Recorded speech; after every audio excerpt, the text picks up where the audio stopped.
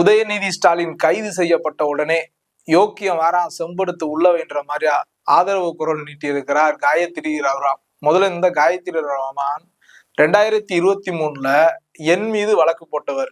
எதற்காக வழக்கு போட்டார்ன்றத நான் சொல்றேன், நீங்களே சிரிச்சிருவீங்க. இப்ப உதயநிதி ஸ்டாலின் இருக்கார் இல்லையா, அவர் கைது செய்யப்பட்ட உடனேயே ஆதரவு எப்படி தெரிவிக்கிறாருன்னா, திரிஷா இது குறித்து வழக்கு பதிவு பண்ணியிருக்காங்களா, உதயநிதி ஸ்டாலின் பேசிய அந்த இரட்டை வசனம் திரிஷாவால் புரிந்து கொள்ளப்பட்டதா, அது என்ன இரட்டை வசனம் எனக்கு ஒண்ணுமே புரியலையே.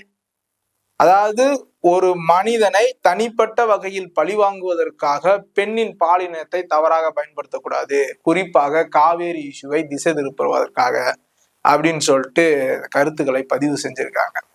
அதாவது அவங்களுக்கு அங்க நடந்த இஷ்யூ இருக்கு இல்லையா, அந்த இரட்டை வசனம் அது என்னாண்டே உங்களுக்கு புரியலையாம். ரெண்டாவது, இந்த உதயநிதி ஸ்டாலின் அவர்களை கைது பழி வாங்குவதற்காக ஒரு பெண்ணின் பாலினத்தை தவறாக பயன்படுத்துகிறார், அது அதுவும் காவேரி இஷ்யூவை திசை திருப்புவதற்காக அப்படின்ட்டு திரு காயத்ரி ரகுராம் அவர்கள் தன்னுடைய ஆதரவை உதயநிதி ஸ்டாலினுக்கும் எதிர்ப்பை ஆளும் தமிழக அரசுக்கும் எதிராக பதிவு பண்ணியிருக்காரு. முதல்ல இந்த காயத்ரி ரகுராம் இருக்காங்க இல்லையா, பிஜேபியில இருந்தாங்க. பிஜேபியில அவருக்கும் அண்ணாமலை அவர்களுக்கும் ஒரு கிளாஷ் ஆகுது. காரணம் என்னன்னு கேட்டீங்கன்னா, இவர் திமுகவோட அண்டர் டீலிங்ல இருக்காங்க, யாரு காயத்ரி ரகுராம் அவர்கள் திமுகவோட அண்டர் டீலிங்ல இருக்காங்கன்னு சொல்லிட்டு ஒரு பரவலா பேச்சு ஓடுது. முதல்ல ஆரம்பத்தில் அண்ணாமலை அவர்கள் பதவிக்கு மாநில தலைவரா பதவிக்கு வந்த புதிதில் இவங்க அண்ணாமலை அவர்களுக்கு ரொம்ப மிகப்பெரிய ஜால்ரா போடுறாங்க சமூக வலைதளத்துல எல்லாம். ஆனா அவங்களுக்கு கிடைக்க வேண்டிய பதவி கிடைக்கலன்னு தெரிஞ்ச உடனே அண்ணாமலைக்கு எதிராக வேலை பார்க்கறாங்க. ஆரம்பத்துல ஜால்ரா போட்டவங்க எதிராக வேலை பார்க்குறாங்க. அப்ப காயத்ரி ரகுராம் கலந்து கொள்ளாத ஒரு மீட்டிங்ல திரு அண்ணாமலை அவர்கள் கட்சி நிர்வாகிகளிடம் பேசியிருக்கார். காயத்ரி ரகுராம் சபரீசனை தனியாக சந்திச்சதின் உள்நோக்கம் என்ன அப்படின்னு பேசியதாக ஒரு தகவல் பரவுச்சு. இதுக்கப்புறம் தான் காயத்ரி ரகுராமனுக்கும் திரு அண்ணாமலை அவர்களை கடுமையா எதிர்க்கிறாங்க.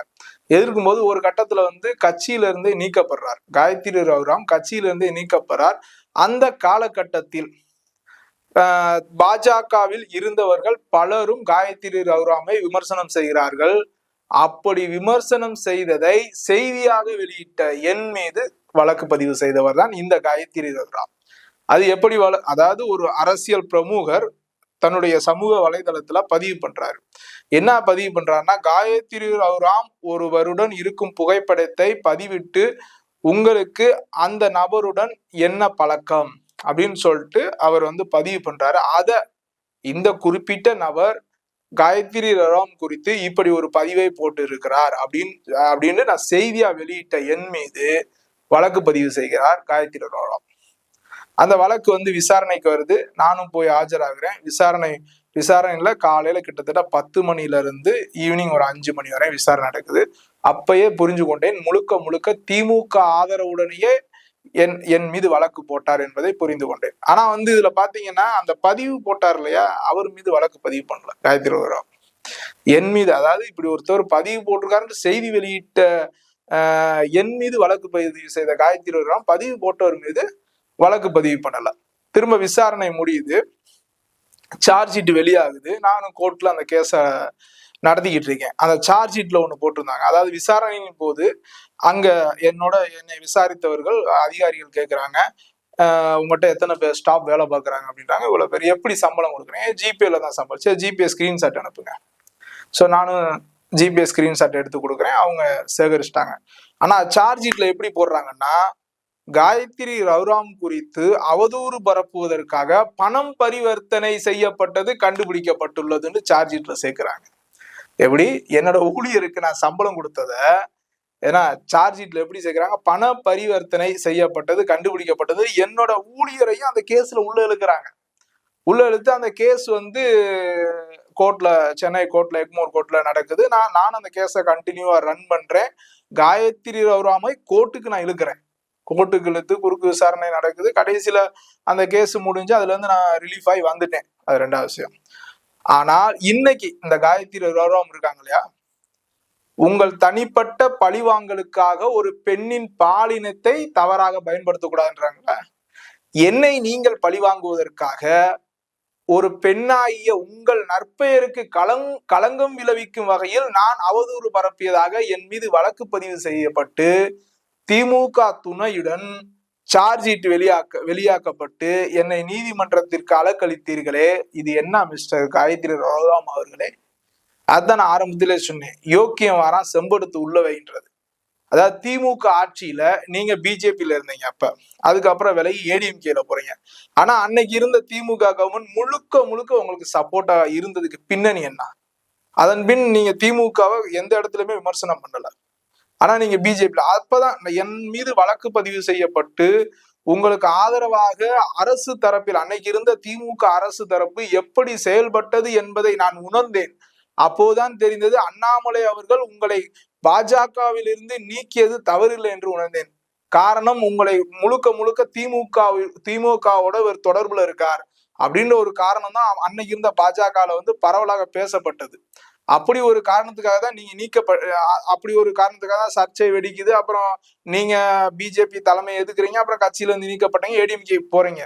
அப்ப என் மீது பதியப்பட்ட வழக்குக்கு பின்பு உங்களுக்கும் திமுகவிற்கும் அப்போது இருந்த திமுக அரசுக்கும் உள்ள நெருக்கத்தை உணர்ந்து கொண்டதால் நிச்சயம் உங்களுக்கும் திமுகவுக்கும் நெருக்கமான தொடர்பு இருக்கிறது என்பதை உணர்ந்து கொண்டேன். கருத்து சொல்றதுக்கு ஒரு தகுதி வேணும். கருத்து சொல்கின்றேன் என்ற பெயர்ல போற போக்குல அடிச்சுட்டு வரும் போது நீங்க யாரு?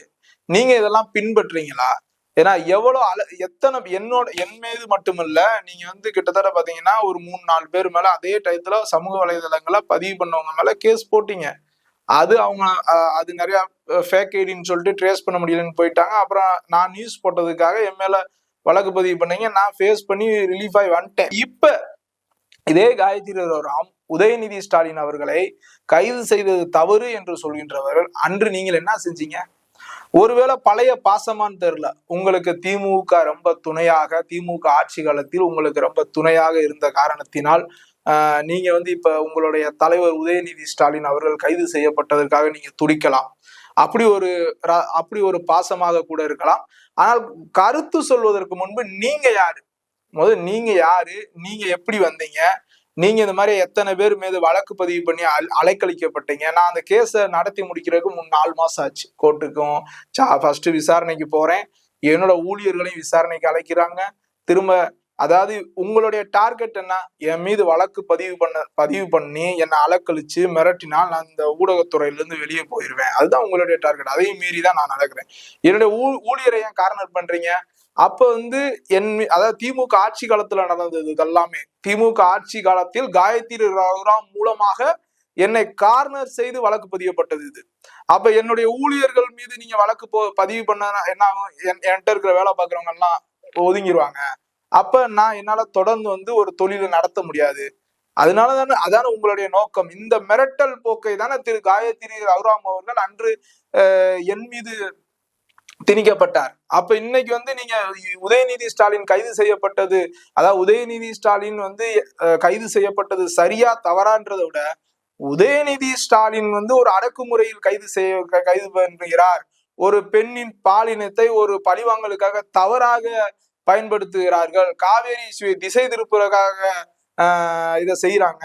இது இரட்டை வசனம் என்ன என்று எனக்கு புரியவில்லை. இப்படியெல்லாம் பேசுவதற்கு உங்களுக்கு தகுதி இல்லை. காரணம், உங்களால் பாதிக்கப்பட்டவனில் நானும் ஒருவன்.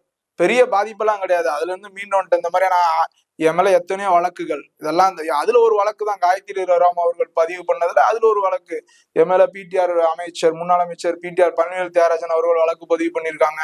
அமைச்சர் மூர்த்தி அவர்கள், முன்னாள் அமைச்சர் மூர்த்தி அவர்கள் தரப்புல இருந்து என் மீது வழக்கு பதிவுப்பட்டது. காயத்ரி ரகுராம் அவர்கள் நீங்க ஒரு வழக்கு போட்டீங்க. இப்படி பல வழக்குகள், எல்லா வழக்கையும் முடிச்சு கொண்டுதான் நான் இங்க பேசிக்கிட்டு இருக்கேன். அந்த வகையில் உதயநிதி ஸ்டாலின் கைது குறித்தோ ஆளும் அரசாங்கம் அடக்குமுறை செய்கிறது என்பது குறித்தோ பேசுவதற்கு சிறிதும் தகுதி இல்லை காயத்ரி ரகுராம் அவர்களுக்கு என்பதை மட்டும் இங்கே தெரிவித்துக் கொண்டு விடைபெறுகிறேன். நன்றி, வணக்கம்.